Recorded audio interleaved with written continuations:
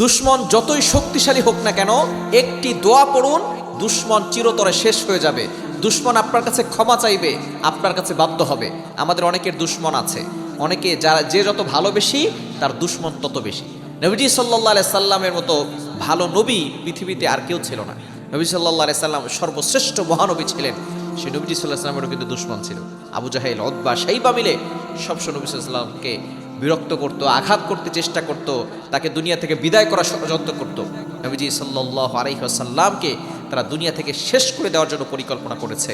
সুতরাং আপনি যত ভালো ব্যবহার করবেন, মানুষ তত বেশি আপনার সাথে খারাপ ব্যবহার করবে।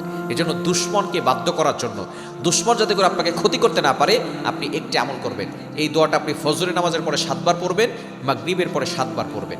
এটা নবীজি সাল্লাল্লাহু আলাইহি ওয়াসাল্লাম নিজে শিক্ষা দিয়েছেন। দোয়াটি হচ্ছে আল্লাহুম্মা ইন্না নাজআলুকা ফি নুহুরিহিম ওয়া নাউযু বিকা মিন শুরুরিহিম।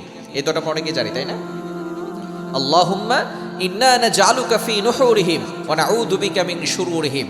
এটা ফজরের নামাজের পরে 7 বার পড়বেন। যখন পড়বেন তখন আপনি তাদের কথা স্মরণ করবেন যারা আপনাকে ক্ষতি করছে, যারা আপনার সাথে দুশমনি করছে, যারা আপনাকে বিপদে ফেলতে চাচ্ছে, যারা আপনাকে ক্ষতি করার জন্য বিভিন্ন ধরনের প্ল্যান করছে, পরিকল্পনা করছে। তাদের যত বড়ই পরিকল্পনা হোক না কেন, মনে রাখবেন আল্লাহর পরিকল্পনা হচ্ছে সবচেয়ে বড়। সকল পরিকল্পনা ভেঙে আল্লাহর পরিকল্পনা আল্লাহ বাস্তবায়ন করেন। এজন্য আপনি যদি এই দোয়াটা পড়েন, দুশ্মন আপনাকে কোনো ক্ষতি করতে পারবে না। আল্লাহ পাক রব্বুল আলামিন আপনাকে প্রটেক্ট করবেন, হেফাজত করবেন। যদি আপনি এই দোয়াটা পড়তে পারেন, ফজরের নামাজের পরে 7 বার পড়বেন, মাগরিবের পরে 7 বার পড়বেন। আল্লাহুম্মা ইন্না নাজআলুকা ফি নুহুরিহিম ওয়া নাউযু বিকা মিন শুরুরিহিম। দেখবেন আল্লাহ তাআলা আপনার সকল দুশ্মনকে আপনার কাছে বাধ্য করবে এবং সকল দুশ্মনের ক্ষতি থেকে আল্লাহ আপনাকে হেফাজত করবে।